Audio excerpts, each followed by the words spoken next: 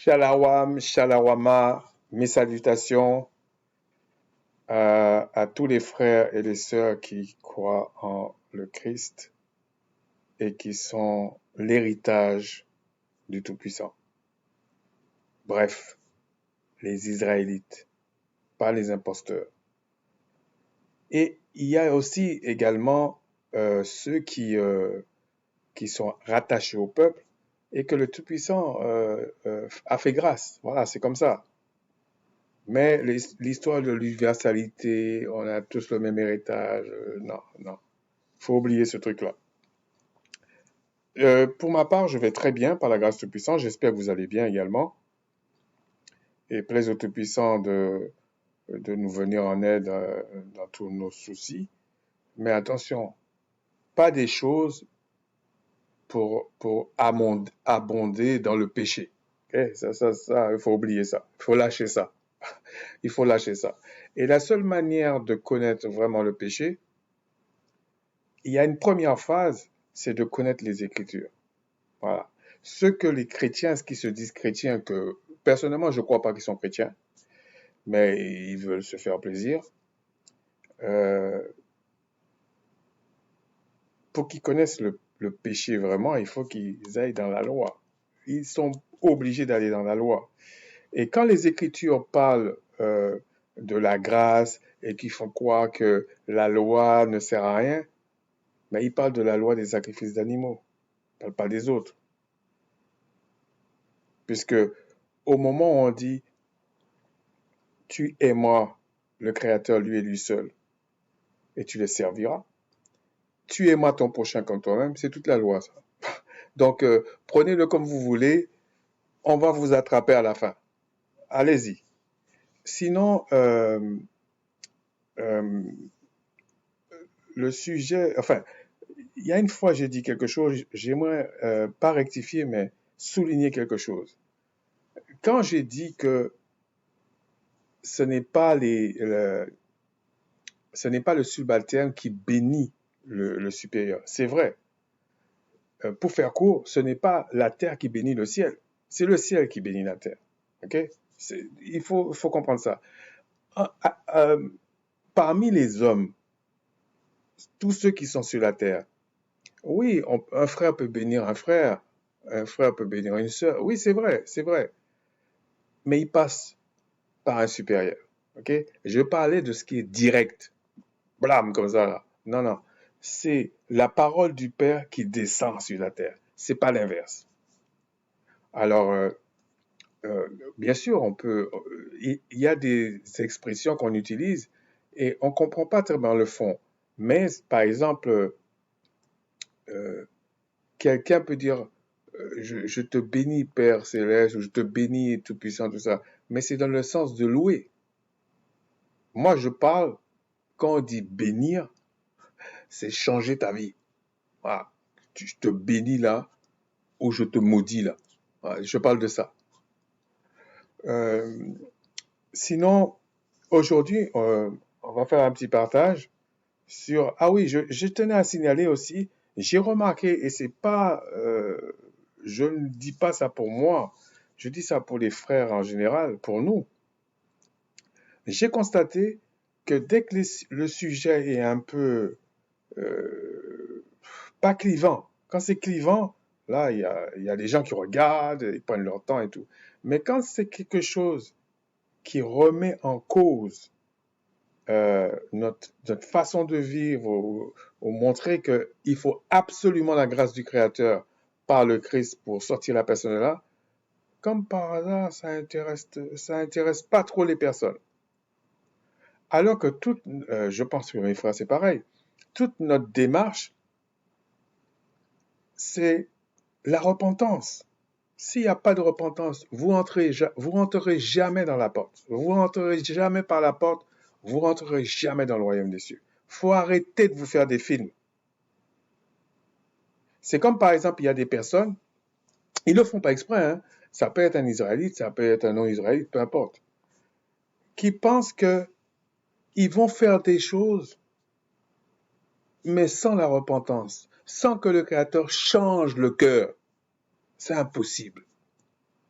C'est un vœu pieux. Si le Tout-Puissant le permet, peut-être à un moment donné, j'en parlerai un peu plus en détail. Mais j'aime pas trop rentrer dans les détails, alors que moi, j'aime le détail. Un frère, par exemple, un frère qui m'explique quelque chose, même une sœur qui m'explique un truc, ou quelqu'un du monde même qui m'explique quelque chose, même si je connais 99%, ce qui m'intéresse, c'est les 1% qui me dit. Donc, quand un frère partage les Écritures, partage une information, ne pensez pas que vous savez tout. Personnellement, je l'applique à moi-même. La personne peut faire quelque chose. Bon, parfois, c'est un peu handicapant, mais je m'en fiche. La personne peut faire quelque chose de 10 heures, je regarde les 10 heures. Oui, j'essaie de prendre mon temps à droite à gauche, je regarderai les 10 heures. S'il le faut, je prends des notes même. Si j'apprends 0,05%, je suis content. Des fois, la personne ne sait même pas qu'il m'a appris quelque chose en fait. C'est-à-dire que la petite miette que quelqu'un va dire là, c'est beaucoup pour moi. Parce que ça débloque autre chose. Un peu comme quelqu'un qui a le meilleur système du monde et puis il y a un petit grain de sable. Ça bloque tout. Donc, qu'est-ce qui est plus important? Le grand système ou le grain de sable? Le grain de sable. Ça dépend. On peut discuter de ça. Mais je sais que le grain de sable peut bloquer le système. Donc, même le petit détail, d'ailleurs, j'aime dire ça, le détail. C'est ça. Alors que la mouvance des religions, ils parlent tout à la louche. C'est pour ça que ça ment à tout va, en fait. Et la vérité se défend toute seule. Le Tout-Puissant utilise tout, oui, mais des fois, on ne sait même pas qu'on dit des choses, sauf si le Seigneur nous dit avant. Ok? Il nous dit, voilà. Et puis, de toute façon, au bout d'un moment, on s'en rend compte. Bon, en tout cas, aujourd'hui, je vais partager avec vous une série de vidéos. Il y en a 3. Je pense que je vais me tenir à ça. Sur, bon, les gens vont penser que c'est un lien avec l'actualité, mais c'était pas l'objet au départ. Ok, ça fait un petit moment que je voulais le faire, mais à chaque fois, il y avait d'autres sujets qui venaient et puis je le décalais. Et et puis c'est une personne qui a encore été dans ce sens-là, et qui m'a dit, je pense qu'elle va se reconnaître, je pense que c'est une femme, je pense qu'elle va se reconnaître, et elle me dit, euh, est-ce qu'il y a dans la parole quelque part où on dit que l'étranger n'aura pas le même héritage que les Israélites? Alors, le plus simple, c'est de savoir qui sont les Israélites et qu'est-ce que dit la parole. Parce on va aller petit à petit. Après ce groupe-là, si le Tout-Puissant me le permet, parce que c'est déjà préparé, mais je dois le faire, euh, sur qu'est-ce qu'un juif en fait? Est-ce qu'on peut parler du peuple juif? Est-ce que vraiment il y a une évolution, pas une évolution, etc. Et les Israélites, c'est pareil. Est-ce que, et indirectement, on va savoir entre les Israélites et les Juifs, est-ce que vraiment le Créateur va donner le même héritage à tout le monde? Un peu ce qui revient à ce que disent les catholiques, en fait. On va voir. Et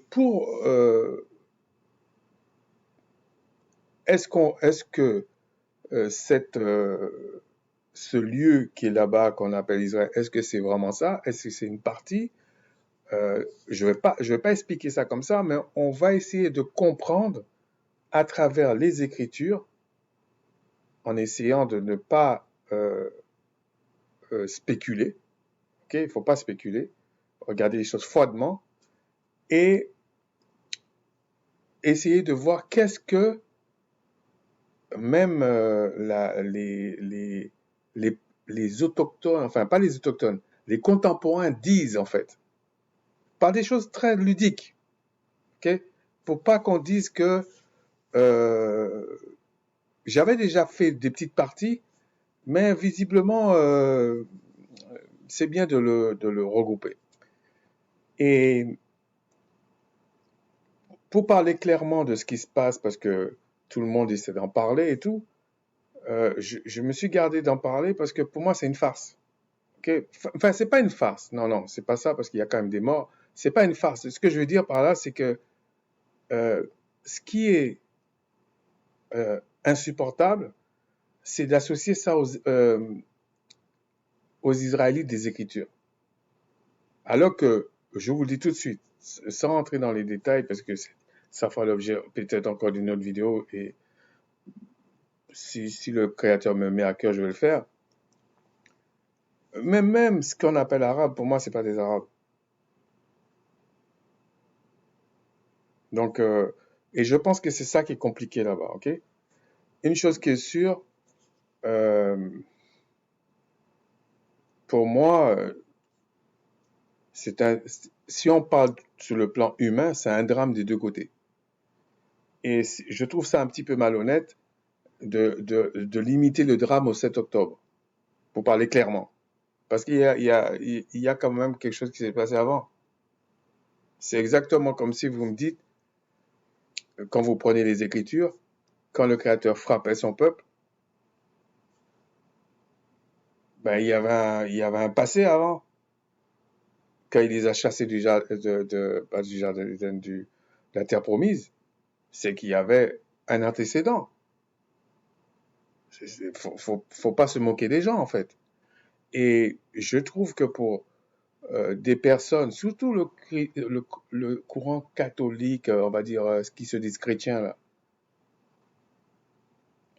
je vous dis, c'est des doctrines malhonnêtes. Il faut être juste. En tout cas, essayer de l'être. Ça veut dire qu'ils n'ont même pas la crainte du Créateur. Oui, ce qui s'est passé le 7 octobre, on peut comprendre que c'est... D'ailleurs, pas on peut comprendre, on voit que c'est pas bien. Mais ce qui s'est passé pendant 75 ans, est-ce que c'était bien? Des meurtres, des colonisations, est-ce que c'est bien ça? Et ce qui m'a choqué, personnellement, ce qui m'a choqué, c'est quand il y a eu le blocus, on a coupé le gaz, l'électricité, le pétrole, les communications, tout ça, je me suis dit, mais mince, donc ça veut dire que ces gens-là n'ont pas de liberté en fait. Et ça m'a rappelé tout de suite ce genre de chantage qu'on fait aux gens, tout ça. Moi, je suis descendant d'esclaves. Il y a eu la colonisation, il y a le néocolonialisme. On sait très bien ce qu'ils pensent dans la tête des gens quand ils voient un Mélanodème passer. Le pillage, les viols, les meurtres, la négation de l'histoire. Ces gens-là n'ont pas de leçon à nous donner. Non, c'est trop. On parle de vengeance, on parle de ceci. Voilà, je veux dire, ils emploient des termes, des trucs bizarres là. C'est comme s'ils ils sont devenus cinglés en fait. Et ces mêmes personnes, à la limite, on va parler clairement, qu'un Israélien trouve ça, c'est horrible son histoire et tout, j'adhère à ça. Mais un Palestinien peut penser ça aussi et je peux adhérer à ça aussi. Parce que l'histoire de l'Israélien, c'est important pour lui. L'histoire d'un Palestinien, c'est important pour lui.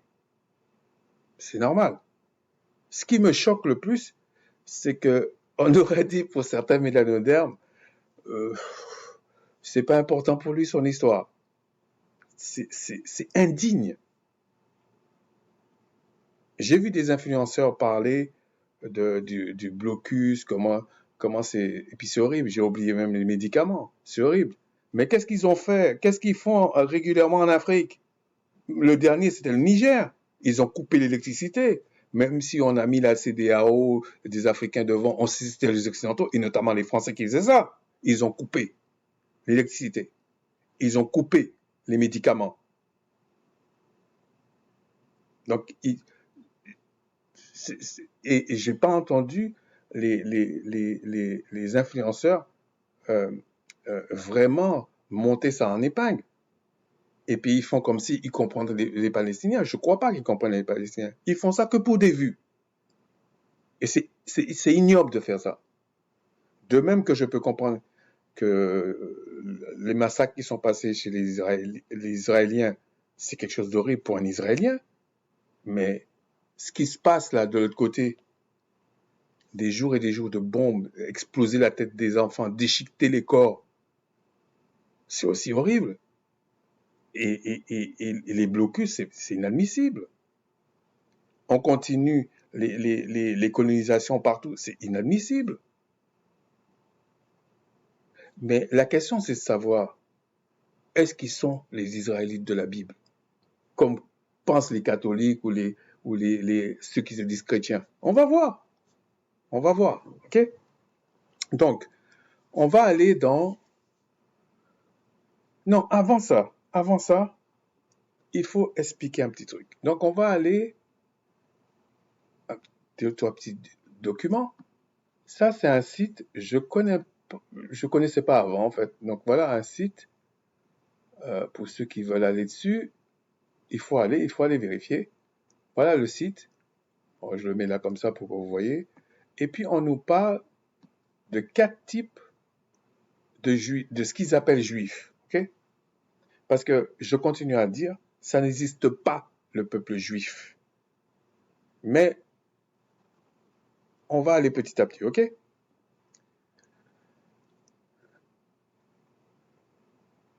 Alors, ça c'est les séfarades, les askénazes, les Mizrahi. Bon, c'est en anglais, c'est pour ça, éthiopiens. Je vous le dis, je vais vite, ok? Et ici, on vous dit, les Askénazes, Askénazim, c'est des juifs d'Allemagne et du nord de la France. Et regardez, là c'est Ashkénaz. Ensuite, il y a les séfarades, juifs je crois en français ça se dit ibérian. Et il y a les séfarades, et puis on vous dit la diaspora espagnole. Mais en fait, l'ibérian, c'est l'Espagne, le Portugal, Andorra,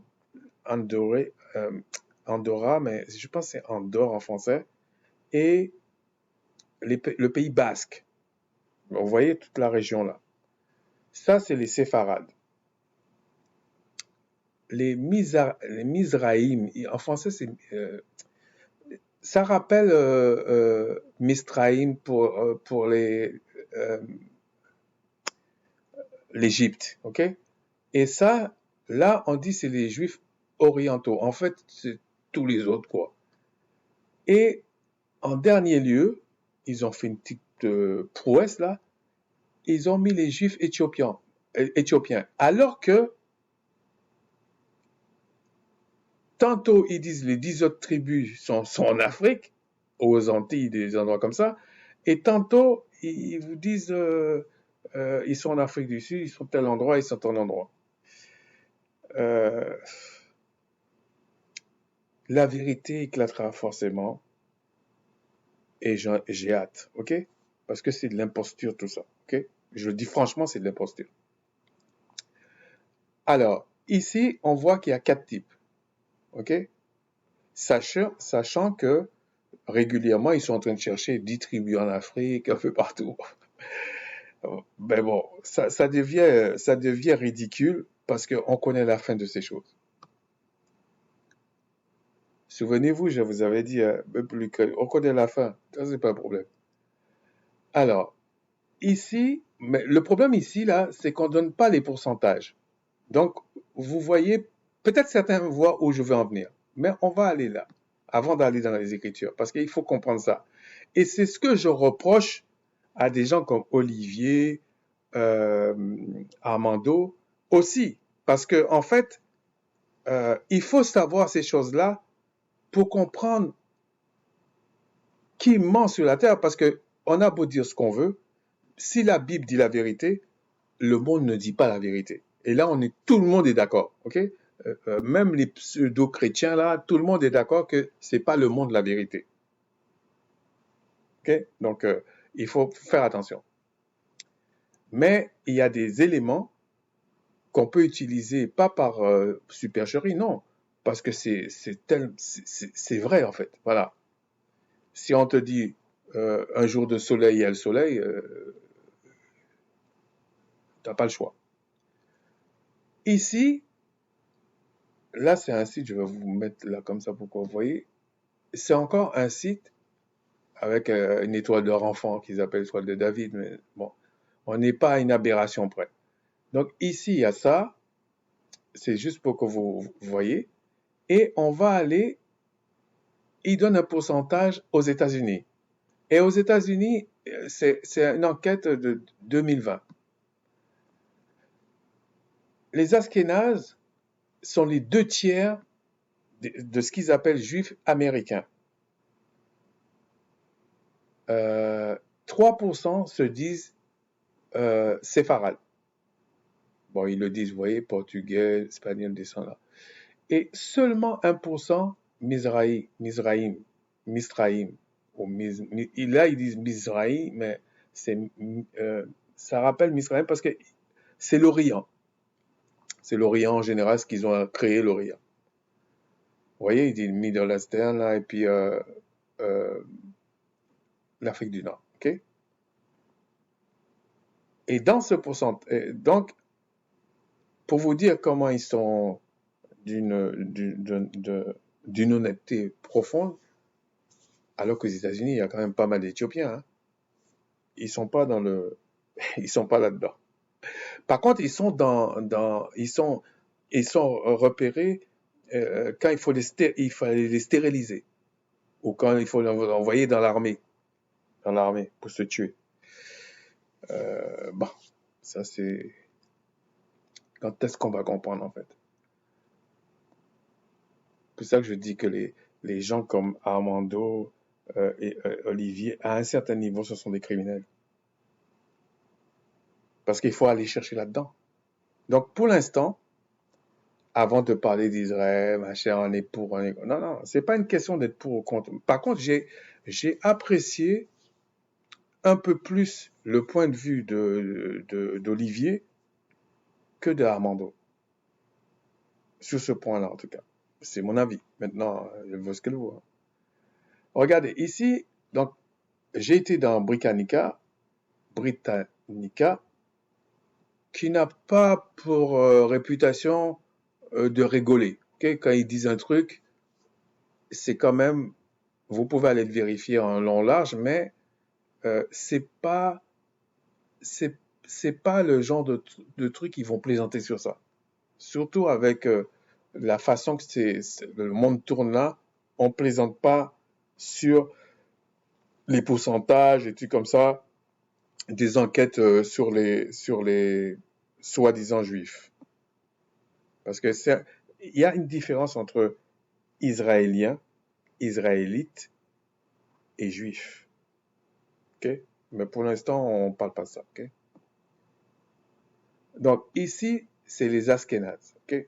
Ashkénazes, vous voyez, je vous avais dit, il y avait 4 groupes. Bon, les Éthiopiens, c'est facile, mais les 3 autres, on va voir. Et regardez, ils disent que, par exemple, aujourd'hui, par exemple, pour les Ashkénazes, le groupe constitue plus de 80% de tout ce qu'ils appellent juifs dans le monde. Je dis dans le monde, pas aux États-Unis seulement. Donc, quand ils disent plus que 80, ça peut être 81, mais ça peut être 90, ça peut être 95. Mais c'est plus de 80%. Je parle de pourcent. Et ils disent que, après, il y a les séfarades. Donc, on a vu, est-ce que j'ai parlé tout à l'heure, les Mizraïm représentaient 1% à peu près, mais on va voir. Donc, il y a au moins 80%, c'est les Ashkénazes. Quand on va voir ici les séfarades, ils disent pas le pourcentage, je pense pas, mais ils confirment que c'est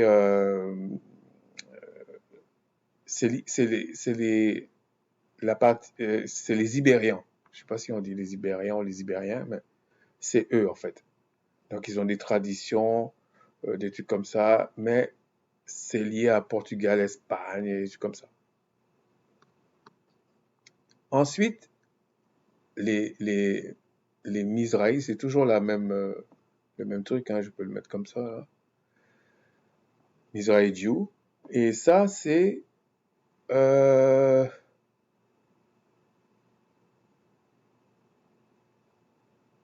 ils mettent pas le pourcentage, mais je pense que c'est à peu près 1%. C'est 1%. Ils sont pas très nombreux, en fait. Donc, si on dit au moins 80%, vous voyez à peu près ce que ça représente. Séfarade, peut-être c'est 19% au maximum. Alors que moi, je pense qu'ils sont peut-être à 5%. OK? Mais on va raisonner par l'absurde. Donc, pour être honnête, ils ont dit plus de 80%.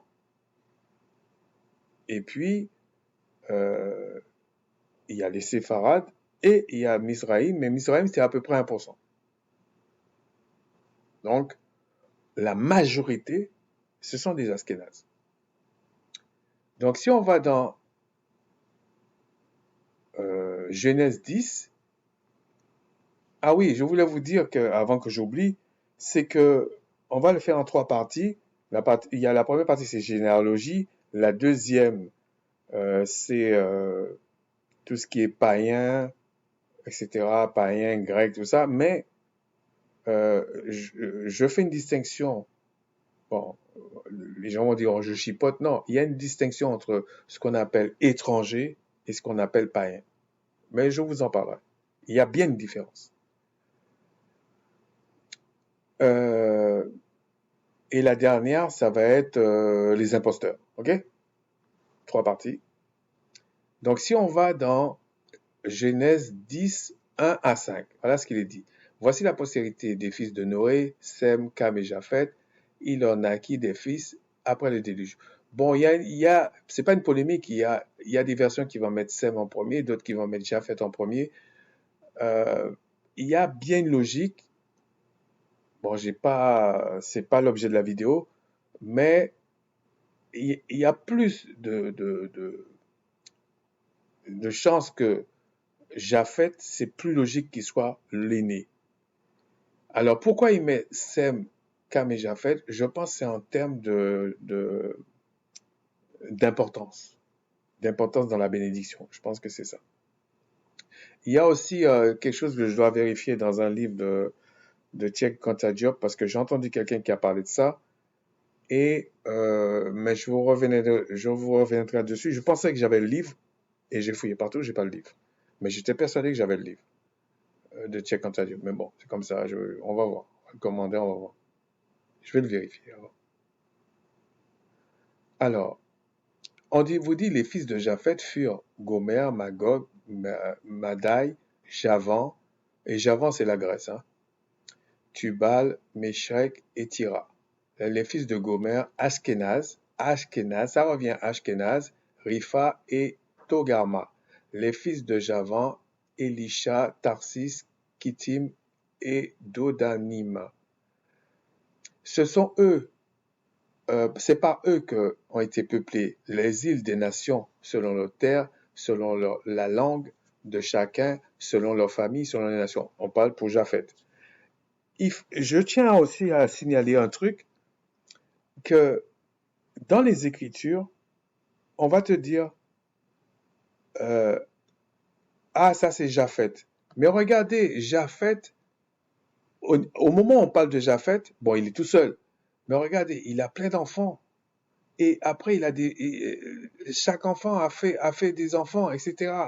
Et si on vient jusqu'à aujourd'hui, euh, ce qu'il faut comprendre, c'est que quand on désigne une onction, parce que c'est le Créateur qui fait tout, que tu sois dans le oui ou dans le non, que tu sois dans le bien ou dans le mal, c'est lui qui fait. Mais pour que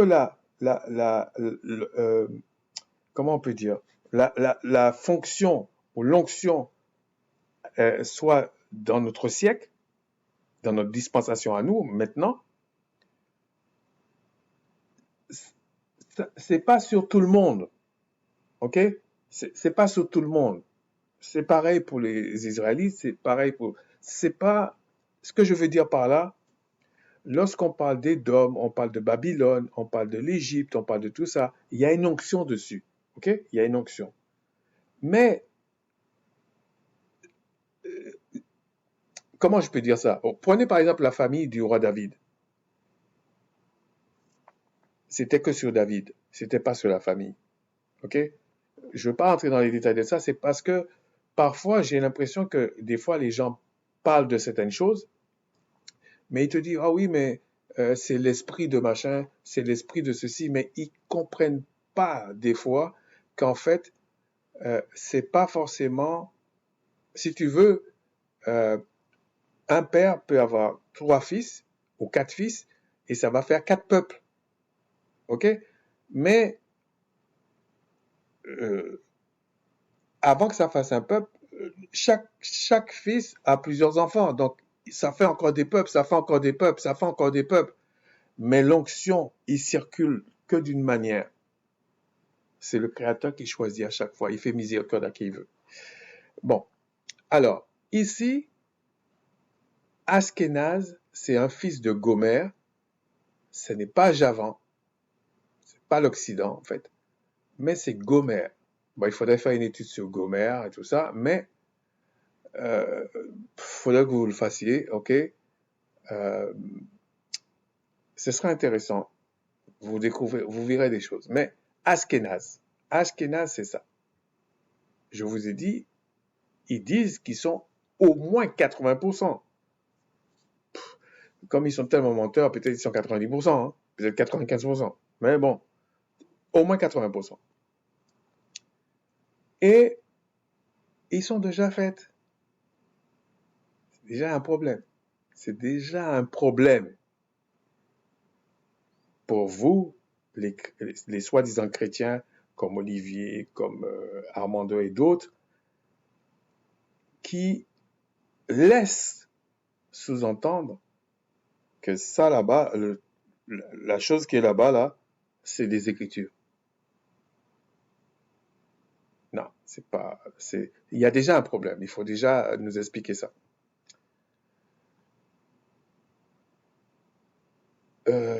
On va aller, pour bien que vous compreniez certaines choses là, pour ceux qui savent pas, ceux qui savent, c'est formidable. Dans toujours dans Genèse 11. Alors, j'avais pris des petites notes là, et puis j'ai changé d'avis sur certaines choses, mais je ne sais pas pourquoi ça rame. En tout cas, dans le chapitre 11, on va aller voir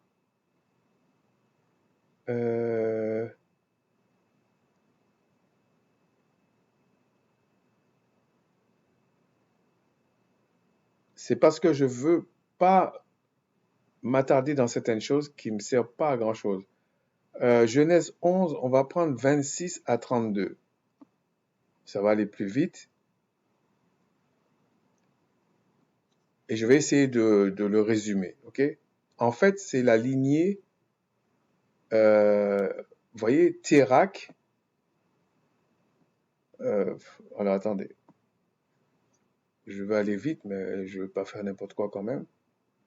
Si on prend chapitre 11, le verset 10, on vous dit, voici la postérité de Sem. Et Sem engendre Arparchad, et Arparchad engendra des fils et des filles, et on vous dit, c'est toujours la même lignée, et à un moment donné, Shrelak, âgé de 30 ans, engendra Héber. Et on vous dit que euh, euh, quand vous continuez, Héber engendra Péleg, et on vous dit que Péleg engendra Réu, et Réu engendra Sergug, et on vous dit que Sergug engendra Nacor, et Nacor engendra Térak. Et Térak, c'est le père d'Abraham. OK? Alors, on vous dit ici, regardez, hein, verset 29. Est-ce qu'on vous dit ça? Non, non. Ici, verset 27. Térak engendra Abraham, qui s'appelait pas encore Abraham, Nacor et Haran. Haran engendra Lot. OK? Ce que j'essaie de vous expliquer ici, que je vous essaie d'expliquer tout à l'heure, c'est Abraham qui a eu l'onction. C'est pas Nacor, c'est pas Haran. Ils sont tous hébreux. Alors vous allez me dire, non, non, Hébert, ça ne veut pas dire hébreu. Je suis d'accord avec vous. On va aller voir dans le verset 4, dans le chapitre 14. Et on vous dit, attendez,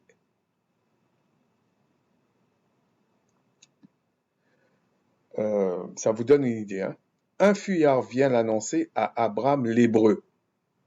Celui-ci habitait, etc. Donc on vous dit qu'Abraham, c'était un hébreu. Et c'est Hébert qui a donné hébreu. Bon, je n'ai pas le temps d'aller dans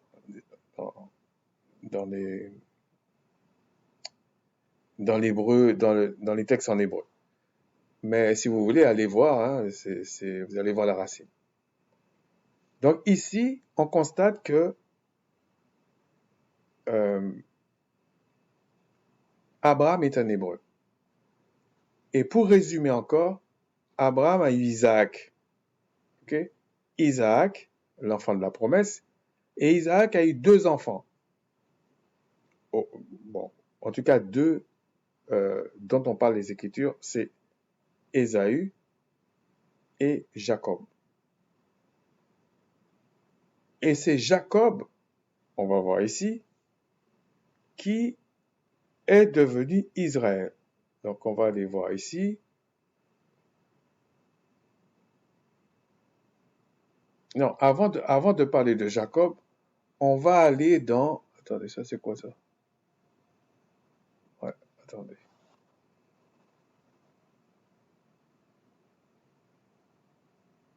Ouais, c'est parce que je veux parler de 2 choses différentes et c'est pas bien. Donc ici, on va parler, j'espère que vous me suivez. Donc Ashkenaz, c'est Japhet en passant par Gomer. Et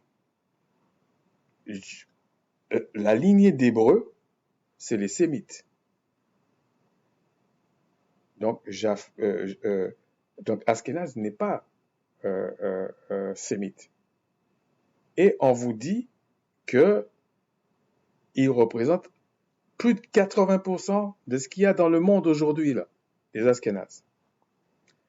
Et c'est les mêmes qui sont israéliens depuis 48, là, même avant. Même ce qui s'est passé en Europe, c'est des Ashkénazes. Okay? En revanche, ils sont en train de chercher des Israélites parmi les mélanodermes, ceux qui étaient en esclavage, ceux qui subissent la colonisation, la néocolonisation. Mais je dis ça pour que vous compreniez la situation. Que vous soyez mélanoderme ou pas, essayez de comprendre ce que je dis. Il y a quelque chose que je veux dire encore avant de rentrer dans les textes. Ici, il y a un site, j'avais déjà fait, mais je vais vous l'expliquer. Ici, il y a un site qui s'appelle Sefaria ou Sefaria. Je pense qu'ils disent Sefaria. Et ça regroupe beaucoup de traditions talmudiens, des textes, des choses. Enfin, vous allez lire ça, ok? Qui regroupe beaucoup de choses de l'histoire, surtout des Ashkénazes, on va dire, pour pas tourner autour du pot. Et ça a été fondé en 2011. Ils sont entre eux, ok? Et sur ce site, ou dans ce site, il y a un rabbi qui s'appelait Eliezer ou Eliezer. Et c'est une référence. C'est une référence. On nous donne ici euh, la période où il a exercé. Tu veux vraiment me prendre des sous, toi? No. Voilà, on vous le donne ici, vous allez regarder. C'est une référence. Ça veut dire que, en fait, ceux qui étudient vraiment, soit le Talmud, soit les choses d'entre eux là, ils savent ce que je vais vous dire là. Et j'avais fait une vidéo il y a quelque temps pour expliquer ça. Il faudra aller voir, alors, cette vidéo là. J'espère qu'il va pas démarrer parce que c'est pas. euh, J'aurais dû prévoir ça. Ça prend du temps. C'est pas ça que je voulais vous montrer. C'est que je voulais vous montrer la vidéo. Elle a à peu près, au moment où je fais la vidéo là aujourd'hui là, elle a à peu près 5 mois. Et voilà le titre. Et ça va vous expliquer ce que je vais vous montrer maintenant. Et l'origine de cette vidéo là, j'avais pris sur ce site là. Enfin, sur cette chaîne là, pas sur ce site là. J'étais tombé, si on peut dire par hasard. Bon, ça fait des années, je crois que le hasard n'existe plus. Mais... Alors, je vous le donne. C'est en anglais pour ceux qui veulent euh, l'écouter en anglais. Mais la vidéo que j'avais fait ici j'avais essayé d'aller à l'essentiel. J'avais essayé d'aller à l'essentiel. Mais on va le refaire ici. Juste, ça prend pas beaucoup de temps. Je sais pas pourquoi, mais... Donc, quand on va dans le site Sepharia, il y a un truc qu'on appelle Midrash. Enfin, c'est des textes, des histoires, vous voyez, des paraboles, mais avec un regard d'érudit de leur part, en fait. Hein. Donc, si on va là, on va chercher ce fameux rabbi. Il est là. Et on va aller au chapitre 24. Bon, je vais je vais le traduire. Je pense que d'abord en anglais.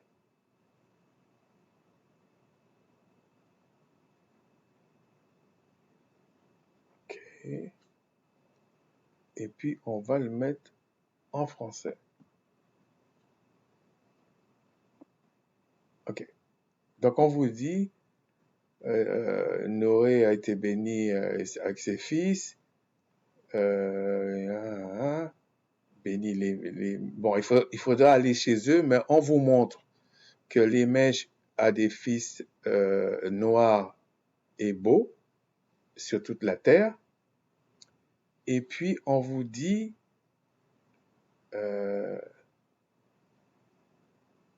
Bon, il faudra regarder en anglais. Mais ce que je veux dire par là, c'est que on vous met les 3 catégories, ok? Les 3 catégories. Donc, et il va rentrer dans les détails ici, ok? Si on va lire ici, Nimrod et la tour de Babel, bon, c'est ça. Noé amena ses fils et ses petits-fils et il les bénit, oh, ça m'énerve ça. Il les bénit avec, bon, je suis ici, hein.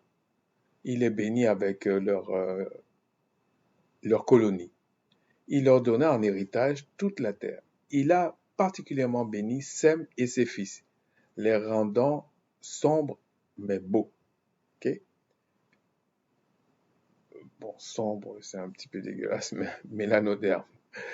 Il leur a donné, parce qu'ils sont racistes, il faut dire les choses comme elles sont, c'est un système raciste. Bon. Et il leur a donné la terre habitable. Il a béni Cam et ses fils, donc il bénit Sem, ensuite Cam, les rendant sombres comme le corbeau, et il leur donna en héritage le littoral de la mer. Là, ils sont pas beaux. Même quand je vous montre ça, je trouve ça dégueulasse. Mais quand même, ça vous donne certaines informations. La troisième, il bénit Japheth et ses fils. C'est pour ça que je vous ai dit ça en fonction de l'importance de la bénédiction. Mais je pense que Japheth était le premier. Il bénit Japheth et ses fils et les rendant entièrement blancs Bon, je pensais albinos. Parce que Noé était albinos, ok?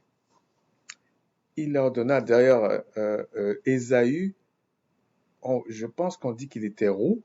Non, pas je pense, il était roux. Mais bon, ça va m'écarter de ce que je veux dire. Il leur donna en héritage le désert et ses champs. Ce sont là les héritages dont il a doté. Et là, on vous dit, c'est un rabbi, une référence dans leurs affaires, qu'il dit que Japheth était blanc. Donc ça veut dire que il savait très bien qu'il n'était pas sémite.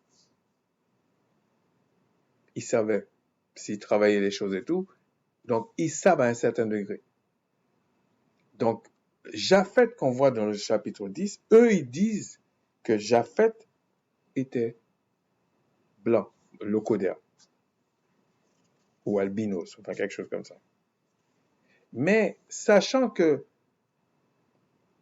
Japheth a eu comme fils Javan, qui est vraiment l'Occident, on comprend ce qui se passe là, ok? Mais il dit que Japheth n'est pas mélanoderme, ni foncé, ni moins foncé. Non, c'est eux-mêmes qui écrivent dans leurs affaires. Donc, moi, je comprends pas tous les docteurs, les prophètes, les machins et qui nous disent pas ce genre de choses. Est-ce que ça les dérange? Est-ce qu'ils préfèrent égarer les gens ou est-ce qu'ils sont là pour égarer les gens?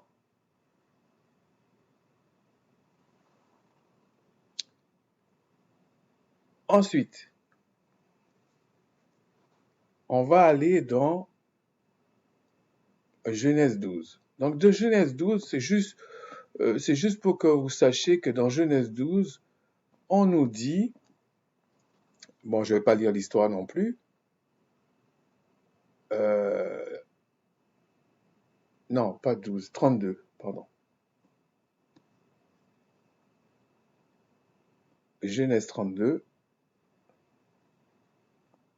ou à partir du 24, je pense, où on vous montre l'histoire et on dit ici, je vais vous montrer, hein, à partir au verset 28, il dit encore, donc c'était un malaka, pour ceux qui ne savent pas, un messager, pour ceux qui ne savent toujours pas, un ange, mais je ne suis pas grec, donc je m'en fous un petit peu, mais je vous le dis pour que vous sachiez, il dit encore, ton nom ne sera plus Jacob, mais tu seras appelé Israël, pardon, français, Israël, car tu as lutté avec le Tout-Puissant et avec des hommes, et tu as été vainqueur. Regardez, pourtant, c'est ça que je comprends pas. Qu'est-ce que certains ne comprennent pas? Bon, on va dire c'est un ange, mais il dit qu'il a lutté avec Dieu. Faut capter là.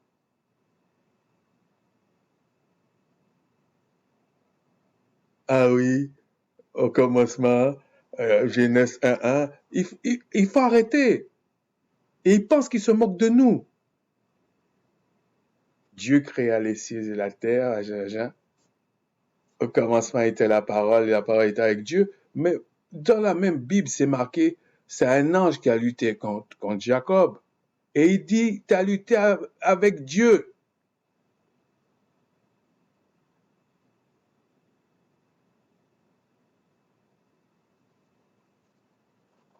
Il faudra qu'on vous demande des comptes. Ce serait plus juste. J'espère que vous n'êtes pas contre la justice.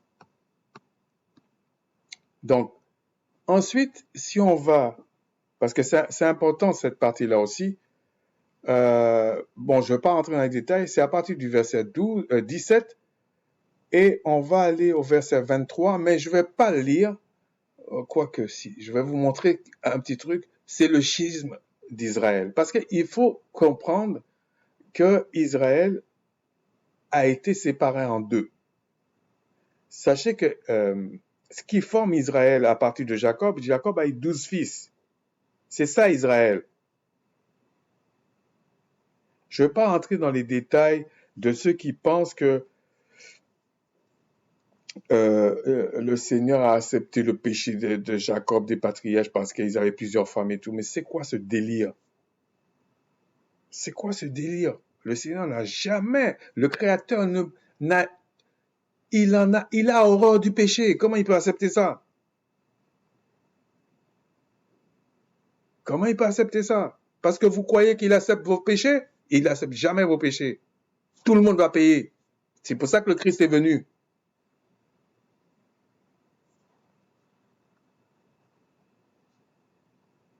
Et c'est un peu l'esprit du catholicisme qui est là, qui pense que parce qu'il y a la grâce, déjà qui n'est même pas pour eux en fait, mais qui a la grâce, donc tu peux te permettre de pécher. Ah non, non, non, non.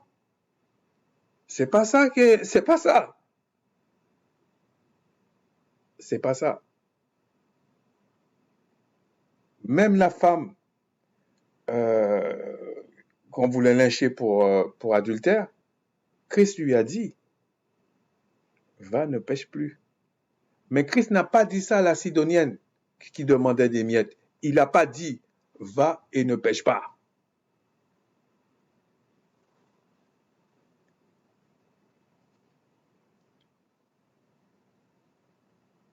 Parce que je vois que certains viennent et se vantent devant nous. Vous pensez que vous avez le droit de vous vanter devant nous. Hein? Mais c'est le Créateur qui défend sa parole. Et c'est le Créateur qui défend son affection. C'est le Créateur qui désigne qui est son serviteur. C'est pas toi qui viens qui dit t'es le serviteur du Créateur. Mais te prends pour qui en fait? Mais par contre, s'il te l'a dit, bah, c'est normal que tu le dises. Mais il va le confirmer. Mais il y a certains, s'ils disent qu'ils sont serviteurs du Tout-Puissant, avec les bêtises qu'ils racontent, moi je suis pas serviteur du Tout-Puissant alors. Donc il y a un des deux qui ment. C'est ce que je veux dire.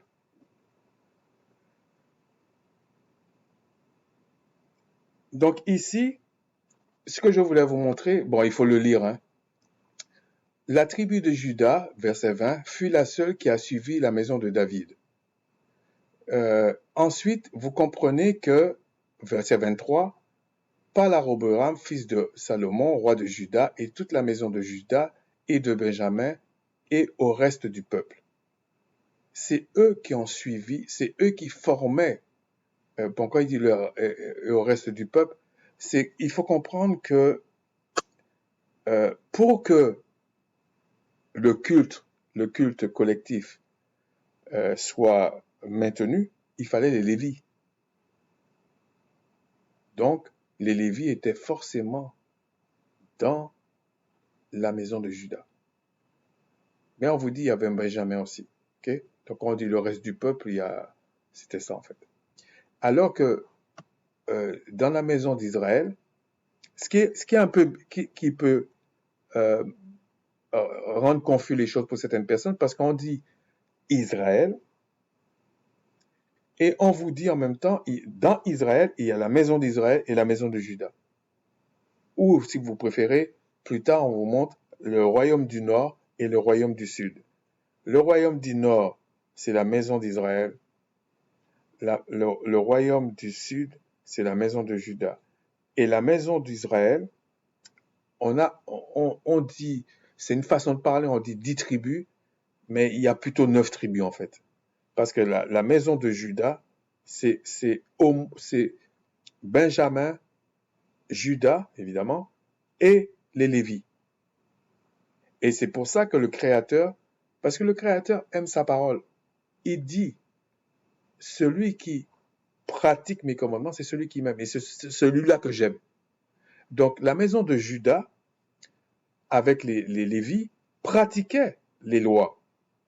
Donc le Créateur c'est pour ça qu'il y avait toutes les choses qui étaient faites. Je ne veux pas dire trop de choses parce que, bon, déjà, j'ai pas envie.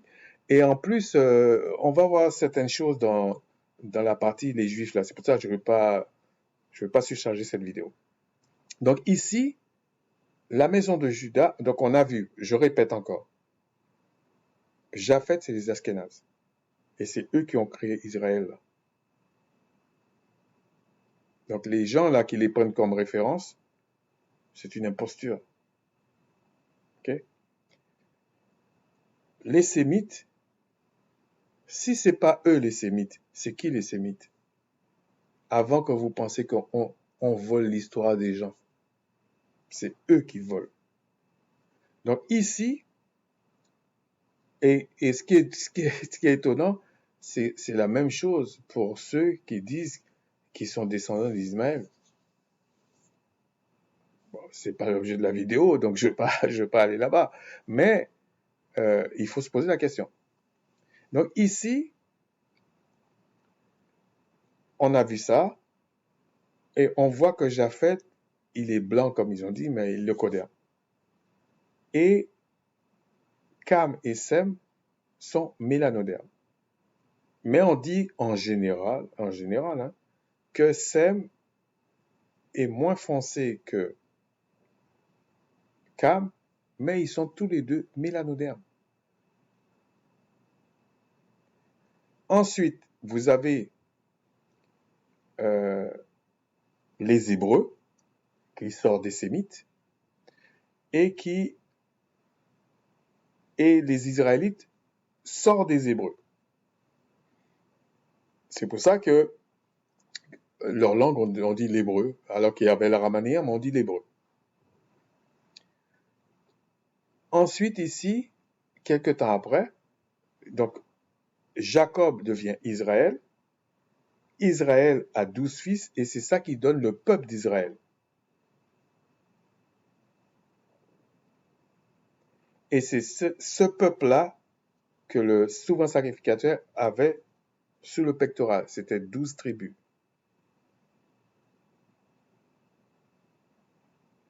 Et c'était pas quelque chose de, on va dire, de la pensée, je sais pas quoi, c'est spirituel, c'est physique. Non, non, non, non, non, non, non.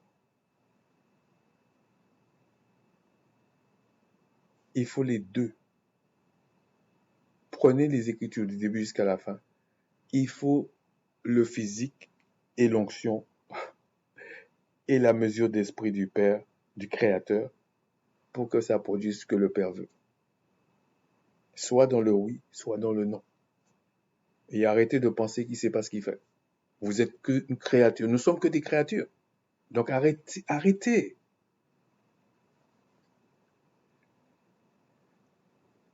Donc ici, et puis, il y a eu un schisme. Okay? Il y a une division du royaume. Mais tout ça, c'est à cause du péché. Hein? Il y a une division du royaume. Et on vous dit le royaume du nord, le royaume du sud. On vous dit maison d'Israël ou maison de Juda. On a l'habitude de dire, beaucoup de personnes disent, c'est 10 tribus et 2 tribus. Mais en fait, c'est pas vrai. C'est 9 tribus. Et 3 tribus de l'autre côté. Juda, Benjamin et les Lévites. Donc, je vais essayer d'aller encore un petit peu plus vite parce que j'ai quand même des choses à dire là. Maintenant, on va passer pour voir les étrangers. Alors, quand je dis les étrangers ici, je ne suis pas en train de parler de païens. Je précise. Peut-être un jour j'en parlerai, mais je ne suis pas en train de parler de païens. Pourquoi? Parce que le païen, c'est celui qui était censé servir le Créateur selon les lois et qui ne le fait pas, qui pratique l'iniquité. Mais quelqu'un qui connaît rien du tout, qui connaît pas, qui n'a pas les promesses, qui n'a rien, c'est pas un païen en fait. C'est toujours parce que ils ont voulu faire un truc universel qu'ils vous font croire que si vous ne croyez pas en la Bible selon eux, selon leur manière, vous êtes païen. Mais un païen ne peut être qu'un Israélite qui a abandonné. C'est ça un païen. C'est ça qu'on appelle le paganisme. Alors, si on va dans 2 rois, ici c'est 2 rois, bah, je ne vais pas tout lire, hein. 26 et 41, il y a une histoire qui s'est passée et qui est très importante que les gens ne parlent pas beaucoup, surtout les chrétiens n'en parlent pas beaucoup. Okay? Eux, ils sont dans la grâce et puis faire un bras d'honneur au loi du Créateur. Eux, c'est leur domaine. Nous, on prend tout. Okay? On prend tout. Par la grâce du Tout-Puissant, on prend tout. Donc, on dit que le roi d'Assyrie, en fait, qu'est-ce qui s'est passé? Il y a eu une attaque faite par le roi d'Assyrie et qui a démantelé en fait la nation d'Israël.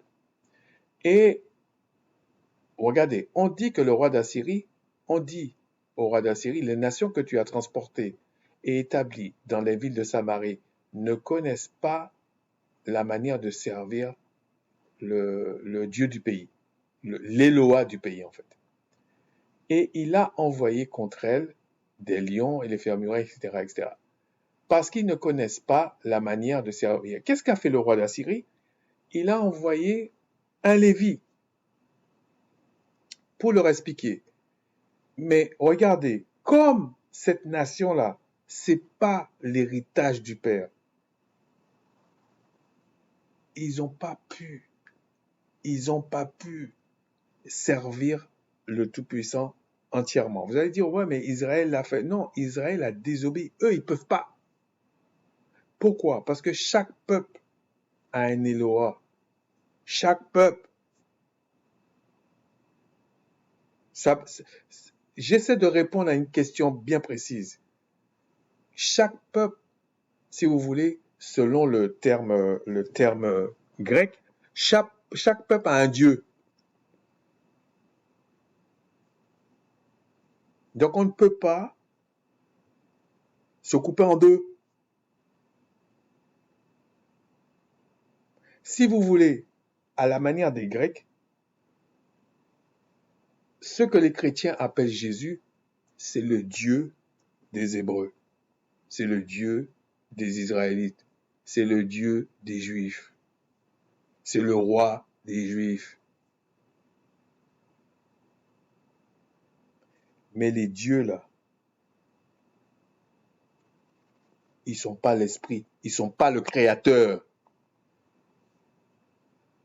C'est pour ça qu'il est dit que Christ est l'affection du Père et le oui du Père.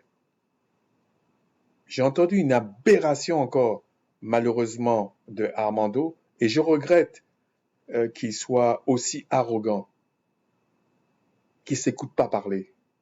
Jésus est le fils de Marie, c'est ce qu'il a dit. Mais il avait l'esprit de Dieu en lui, l'esprit du Créateur en lui. Mais, comment il a sorti ça? Mais que dans les cieux, il devenait le Créateur. Mais ça, c'est un esprit d'antichrist. Je regrette, c'est ça l'antichrist. Qui nie, comme ils disent, la divinité du Christ. Il nie ça, en fait. Parce que on a formé un corps à Christ. OK? On lui a formé un corps. C'est écrit dans la Bible. On lui a formé un corps. Oui, le corps peut être, de façon humaine, l'enfant de Joseph et Marie. On peut dire ça comme ça.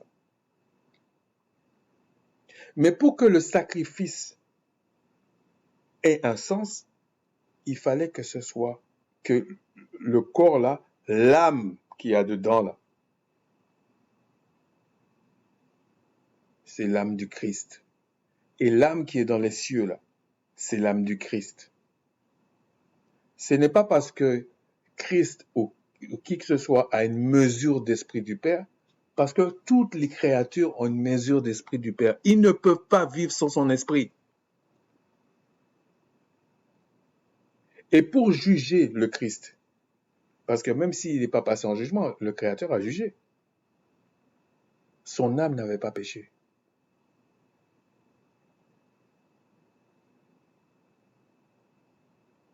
Donc, il ne faut pas raconter n'importe quoi. C'est pour ça que Jean disait, tout esprit qui ne confesse pas le Christ venu en chair, Christ venu en chair, pas le Père venu en chair, le Christ, celui que le Créateur a oint, est un antichrist. C'est ça l'esprit de l'antichrist.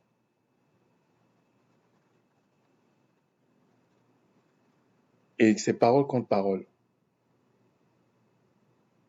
Et pour moi, c'est un scandale que des gens tournent autour du pot, machin. Ils nient le sacrifice de Christ. Mais ils font quoi qu'ils acceptent le sacrifice de Christ? D'ailleurs, c'est pour ça qu'ils n'écoutent même pas le Christ parler. Christ dit, mais je ne suis pas venu abolir la loi et tout comme ça. Je suis venu accomplir.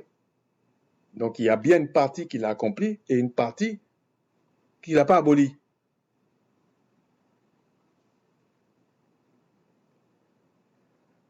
Donc ici, ce que je voulais dire ici, c'est que dans la terre promise, comme le Créateur avait chassé Israël de la terre promise, il y a eu des étrangers que le roi d'Assyrie a mis là-bas. Mais le Tout-Puissant les frappait. Donc pour éviter de les frapper, il a dit non, pour rester dans la terre promise, il faut obéir au roi.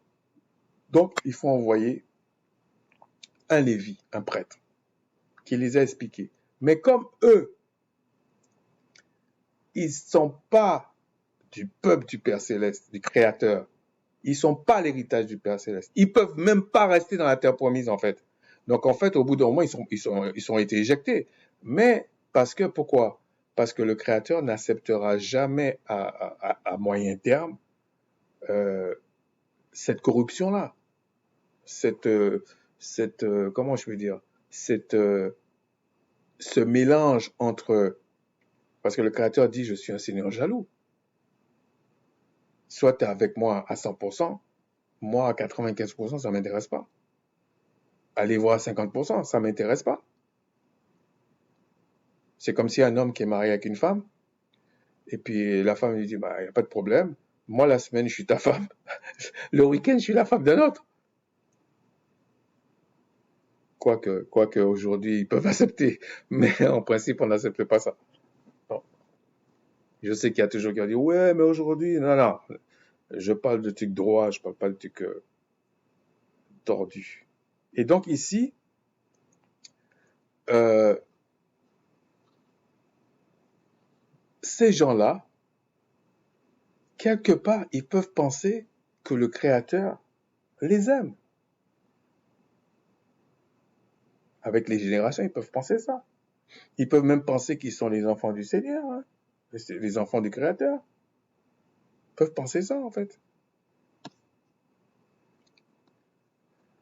Ensuite, alors, c'était quoi ça? Donc, Esther. Pourquoi j'ai pris Esther? Ah oui, il y a quelque chose qui s'est passé à Esther pendant 2 fois, en tout cas pendant une fois, et on va vous l'expliquer succinctement. Alors, au verset 17, Esther 8, 17, bon, on va aller vite là, hein.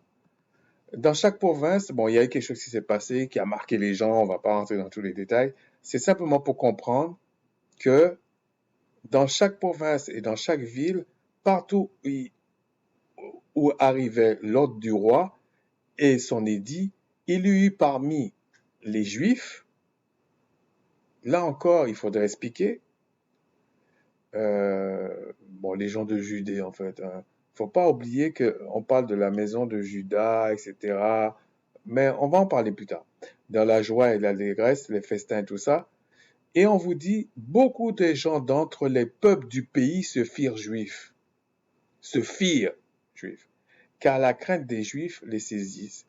Mais, je ne vais pas rentrer dans tous ces détails-là, mais c'est des gens de Judée en fait, hein, mais je ne vais pas rentrer dans ça. Alors, ici, on vous montre que c'est des étrangers qui se sont associés à ce qu'ils appellent ici des juifs. Mais ils ne vous définissent pas ce que c'est juif. Tout le monde va croire qu'on parle des Juifs à la manière d'aujourd'hui là. C'est faux. Faut pas oublier qu'il y a le schisme. Ok? Faut pas oublier qu'il y a le schisme. Donc on parle pas de tout Israël déjà là, ici là, dans le contexte. Mais on va pas rentrer dans ça. Mais euh,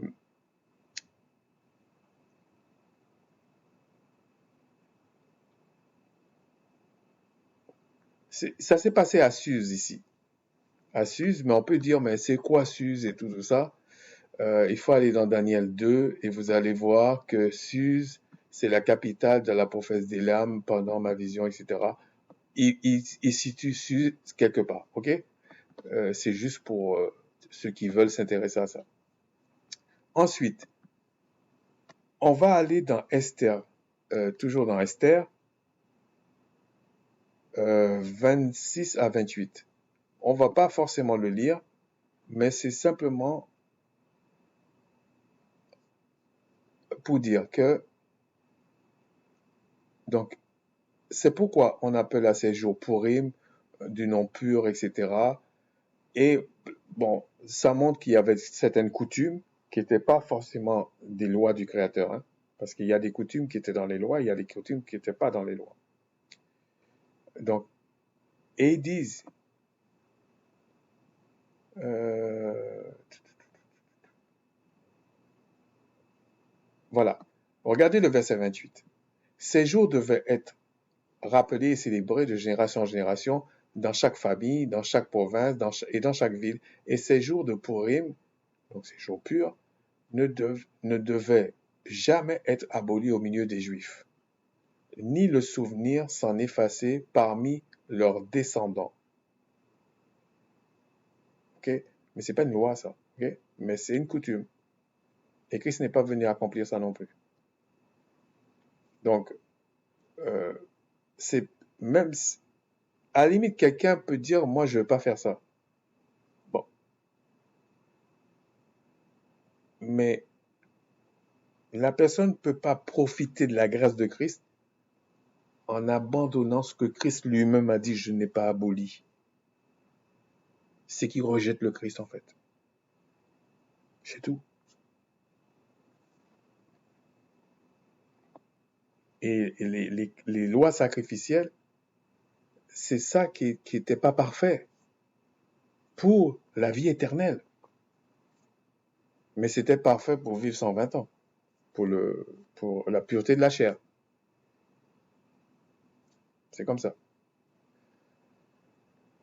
Donc ici, j'ai fini avec ça. On va passer dans Lévitique. Bon, il me reste pas grand-chose, hein. Ouais, il me reste pas grand-chose. Donc, dans Lévitique, euh, on va voir euh,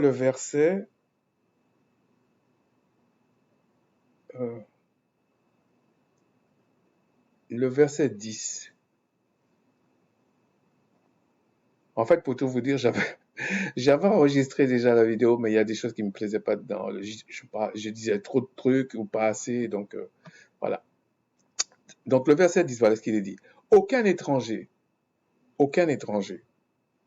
ne parle pas de païens ici, hein, d'étrangers, qui ne sont pas d'Israël,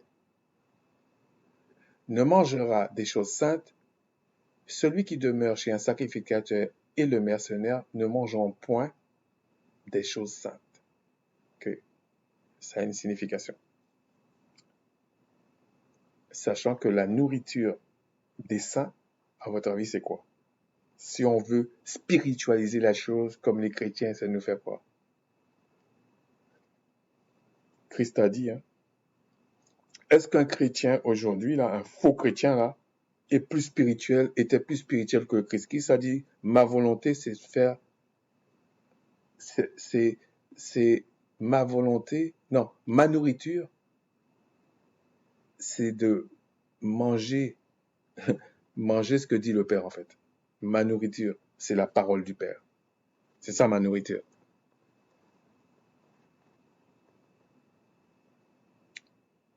Donc,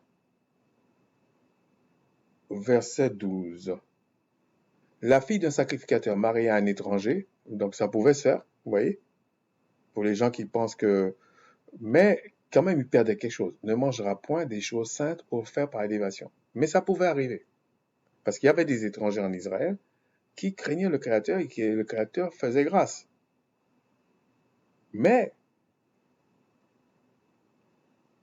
tu renonçais à certaines choses si tu es israélien, pardon, tu renonçais à certaines choses si tu es israélite et que tu donnes ta fille à un étranger.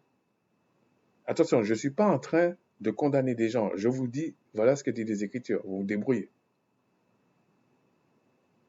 Et c'est pas un Israélien.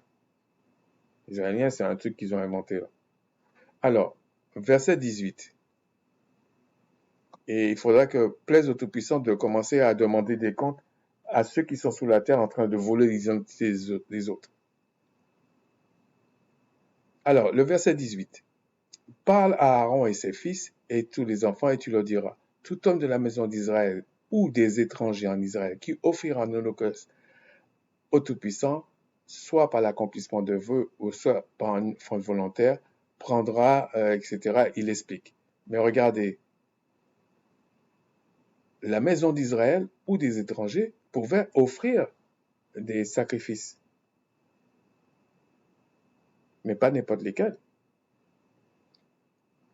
L'étranger, là, il ne pouvait pas participer au sacrifice d'expiation, mais il pouvait participer, même à la Pâque, il pouvait se rattacher à Israël, mais il pouvait faire des sacrifices pour remerciement, par élévation, des choses comme ça. Mais il y a des sacrifices, il ne peut pas. Ça ne le concerne pas.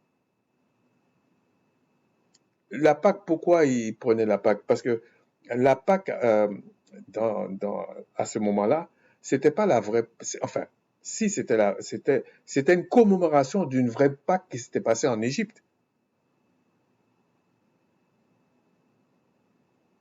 En quoi ça le concernait, lui? Est-ce que c'était sa famille qui est sortie là-bas? C'est la famille des Israélites qui est sortie là-bas. Mais il pouvait participer. Mais vous voyez bien que ça n'a pas la même consonance pour lui. C'est pareil, la vraie Pâque, c'est pareil. Arrêtez. Donc, verset, verset 25. Voilà ce qu'il est dit en verset 25. Vous n'accepterez de l'étranger aucune de ses victimes, enfin, pour l'offrir comme aliment au Tout-Puissant, car elles sont mutilées, elles ont des défauts, elles ne seraient point agréées. Alors, souvent dans les Écritures, il faut faire attention. Ça, c'est un fait qui s'est passé que c'était normal. L'étranger, lui, il n'avait pas la même bénédiction, pas vraiment la même chose. Il n'était pas concerné par les choses d'Israël. Donc, peut-être qu'il n'avait pas la même attention pour les animaux, certaines choses, etc.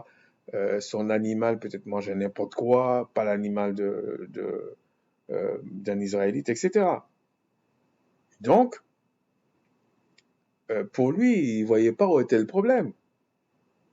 Mais le Créateur dit non, je ne veux pas leur bête. Parce que c'est un feu étranger. Ils ne voudront pas.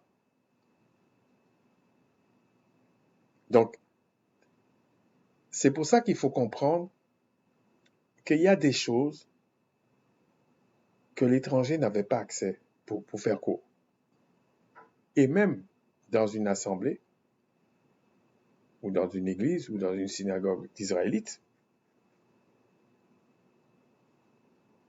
il y a des choses que l'étranger ne peut pas faire. Oui, il peut louer le Tout-Puissant, il peut faire certaines choses, mais il y a des choses qu'il ne pourra pas, il n'aura pas accès. C'est même pas la personne, c'est même pas l'Israélite sur la terre qui le bloque.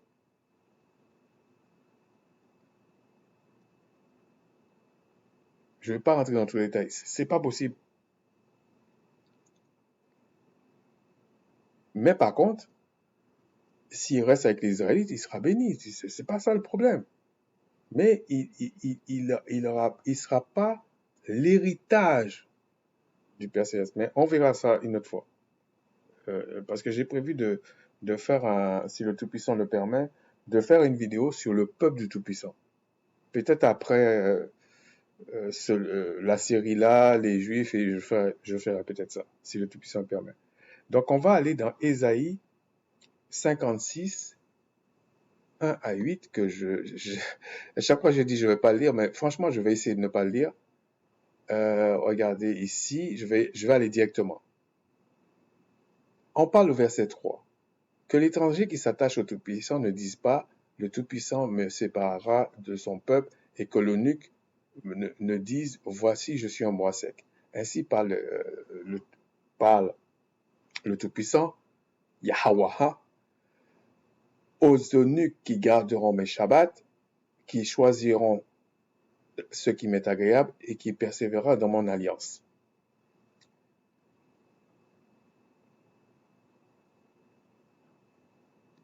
Ça a un sens de dire mon alliance, ok? Car ainsi parle Yahweh, non. Je donnerai dans ma maison et dans mes murs une place et un nom préférable à des fils et à des filles. Je leur donnerai un nom éternel qui ne périra pas. Alors, il y a des gens qui prennent ces versets-là pour raconter n'importe quoi. Il y a la partie où on parle de l'étranger. Ne disent pas, on ne va pas me séparer de son peuple. On ne va pas me séparer de son peuple. Je précise, on ne va pas me séparer de son peuple. On n'a pas dit, on ne va pas me séparer du Tout-Puissant. De son peuple. De son peuple. Et ensuite, on vous dit, pour l'eunuque, voici, je suis un arbre sec. Parce que là, l'eunuque, tu pouvais l'avoir aussi bien parmi un étranger. Et eunuque, c'est quoi? C'est pas forcément quelque chose de chirurgical, hein. C'est simplement parce que c'est comme l'apôtre Paul qui expliquait, celui qui veut pas marier sa fille ou celui qui veut pas se marier pour s'occuper des affaires du Créateur. Voilà, c'est tout. Donc, il y a forte chance que c'est plutôt un Israélite dans ce cas-là. Mais il dit, c'est celui-là qui persévérera dans mon alliance. Donc, il faut pas penser que, parce que c'est une narration qu'elle a, il faut pas penser que l'étranger, tu l'associes à mon alliance directement. Ou ça veut dire la même chose. Vous comprenez? C'est pas pareil. C'est pas la même chose. Et regardez au verset 6. Et les étrangers qui s'attacheront au Tout-Puissant pour le servir, pour aimer son nom, pour être ses serviteurs, tous ceux qui garderont le Shabbat pour ne point le profaner et persévéra dans mon alliance. Et après, il dit, je les amènerai sur ma montagne sainte, etc., etc., etc. Et il dit, les holocaustes et les sacrifices seront agréés sur mon autel, car ma maison sera appelée une maison de prière pour tous les peuples. Mais quand il dit tous les peuples, c'est très compliqué tous les peuples. Je vous assure, ça peut être aussi bien toutes les tribus, ça peut être vraiment des peuples, mais si on prend dans le contexte que c'est, quand ils allaient vers les sacrificateurs, ils donnaient des bêtes pour les sacrifices et tout ça, sacrifices d'animaux. Mais le souverain sacrificateur, quand il rentrait une fois par an,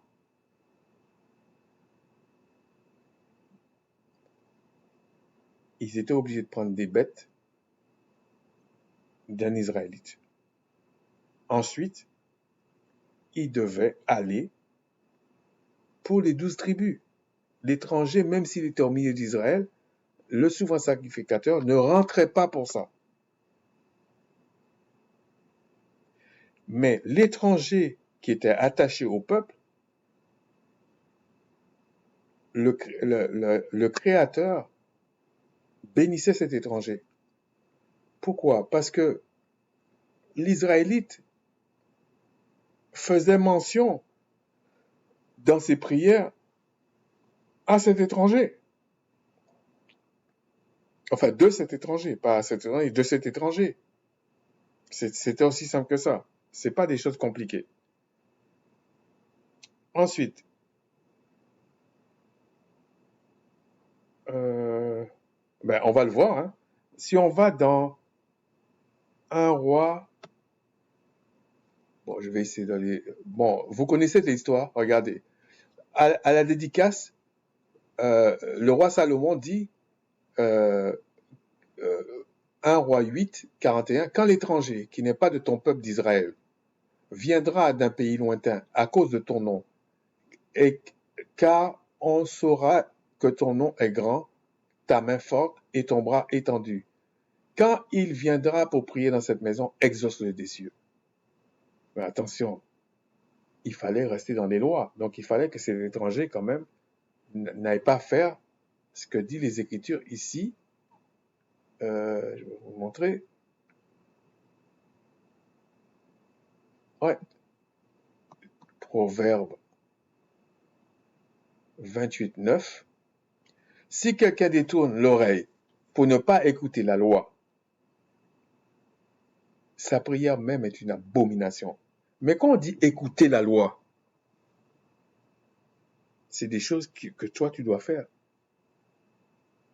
Toi, tu es du peuple d'Israël, tu dois faire.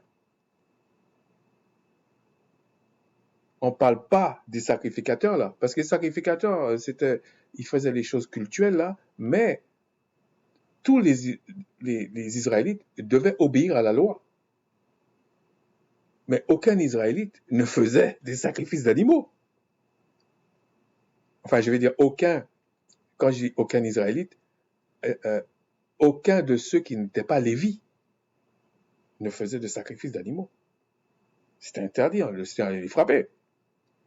Il l'amenait au Lévi. Donc quand on dit ici, si quelqu'un détourne l'oreille pour ne pas écouter la loi, on te dit sa prière même, sa propre prière est une abomination. La loi c'était quoi? Tu es moi, le Créateur, lui seul te servira, tu aimeras ton prochain comme toi-même, etc. Tu ne mentiras pas, tu ne feras pas de faux témoignages, etc., etc. C'était toutes les lois sauf les sacrifices d'animaux. Bon, sauf s'il était un Lévi. Là, tu incluais les sacrifices d'animaux. Ensuite, alors, on va finir avec acte 10. Acte 10, voilà. 33 à 48, mais là, je vais pas y aller là, les frères. Non, 33 à 48, je vais essayer. Oh, peut-être je vais le lire, peut-être, hein. Aussitôt j'ai envoyé vers toi, et tu as bien fait de venir. Maintenant, bon, je vais lire. Maintenant, donc nous sommes tous devant le Tout-Puissant pour entendre tout ce que le Seigneur t'a ordonné de nous dire. Bon, alors, c'était, il y avait à Césarée un homme nommé Corneille, centenier de la cohorte italienne, etc. Bon, l'histoire, je ne vais pas vous la rappeler, c'est simplement parce que les apôtres, enfin, les apôtres, oui, devaient confirmer quelque chose. Donc, et le Seigneur les avait envoyés. Donc, le verset 33 dit, alors Pierre ouvrit la bouche, Pierre parle, vous savez, il a eu la vision, tout ça. En vérité, je reconnais que le Tout-Puissant ne fait point exception de personne, et qu'en toute nation, celui qui le craint et qui pratique la justice lui est agréable. Quand il dit nation ici, ne pensez pas qu'il dit nation comme maintenant.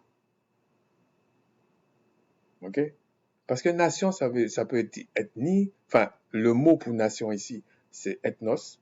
Donc, ça peut être nation, ça peut être ethnie, ça peut être tribu, ça peut être tout ça. Ok?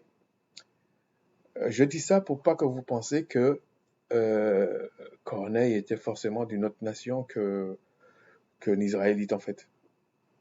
Tout dépend ce que tu appelles nation. Il a envoyé la parole aux fils d'Israël. Il a envoyé la parole aux fils d'Israël en leur annonçant la paix par le Christ, qui est le Seigneur de tous.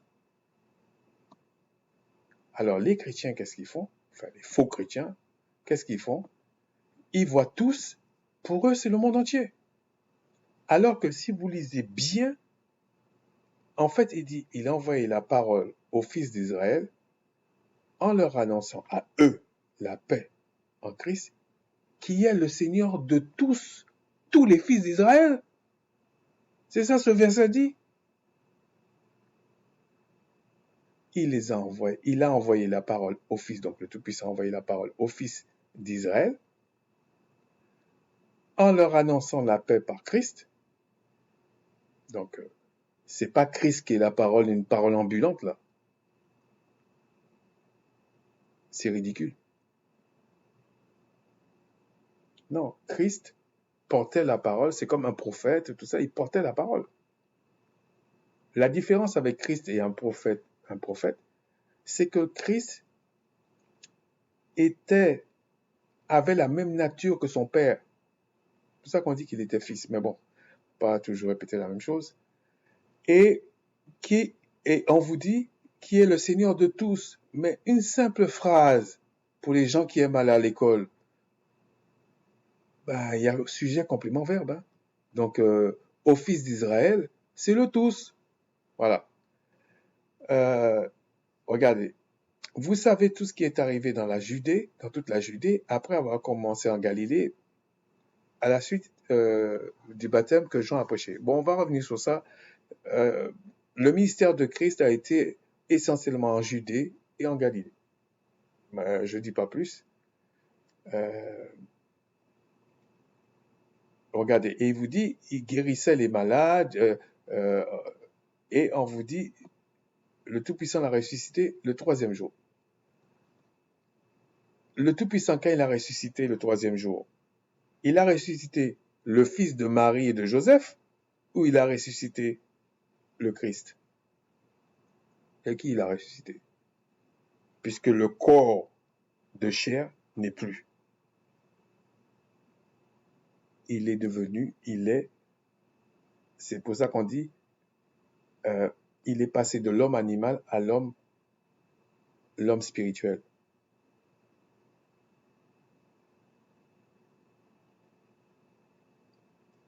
Donc, quand il est ressuscité là, il était le Fils ou il était le Père? Il est évident. Pour que son sacrifice ait un sens dans le monde céleste, il faut qu'il soit le même.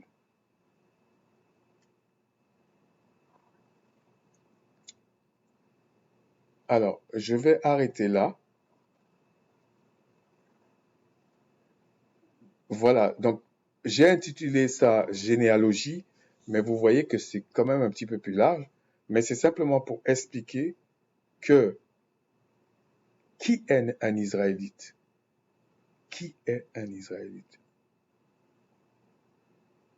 C'est un Hébreu, c'est un Sémite, Hébreu, descendant de Jacob, et qui avait reçu cette alliance que le Tout-Puissant a fait avec Abraham. Et il avait déjà annoncé ça, même à Adam et Ève, en fait. La postérité de la femme écrasera la tête du serpent. Si tu écrases la tête, tu meurs. Hein. C'est une façon de dire, il va tuer le diable. Enfin, on va lui donner la puissance pour frapper le diable. Si tu écrases la tête de quelqu'un, il ne reste plus grand-chose. Donc ici, et il faut garder à l'esprit que Israël était 2 maisons. Et quand Christ vient, quand le Mashiach vient, c'est pour réconcilier ces 2 maisons. Et c'est pas pour rien qu'il était, à un moment donné, on vous dit qu'il est Galilée, qu'il est en Judée. Il y a un sens à ça. Sur ce, je vous dis, un gros shalawam, sachez que c'est eux-mêmes qui se disent plus de 80% Ashkénaze. Ashkénaze, c'est Japheth. C'est Japhet. Ça n'a jamais été Sem. Donc avant de dire oui, c'est les temps de la fin, c'est ceci, regardez ce qui se passe en Israël, c'est les prophéties, machin. Regardez bien le vrai Israël. C'est là que vous allez savoir qu'est-ce qui se passe. Dans les Écritures, on n'a jamais dit regardez ce qui se passe chez Japhet pour savoir la réalité. Regardez Israël. Mais si c'est pas eux Israël, Israël est où? Et quand les Écritures parlent, il dit pas de regarder Israël spirituel. Non, non, non, non. Il dit regarder Israël de la terre.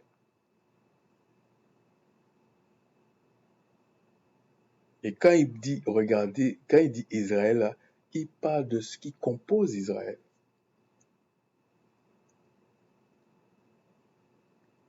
Il parle pas de la terre.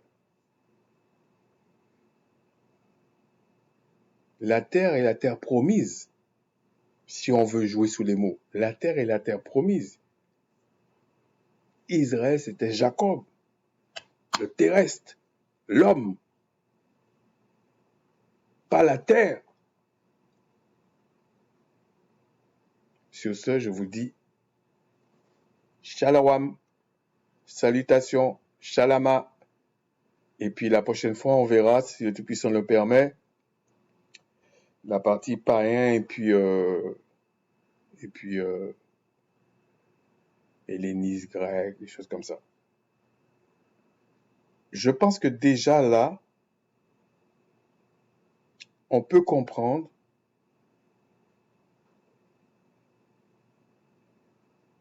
le contexte dans lequel on va essayer de parler des étrangers, qu'est-ce que le Tout-Puissant pense, quoique j'ai fait allusion à certaines choses. Ce n'est pas, d'ailleurs, quand on parle d'étrangers, il ne faut pas penser qu'ils n'ont pas leur part, mais ils n'ont pas l'héritage. Le Créateur n'allait pas écrire dans l'histoire, faire le temple, sacrificateur, faire tout ça, même si c'est une image, mettre les 12 tribus pour que des farfelus aillent dire si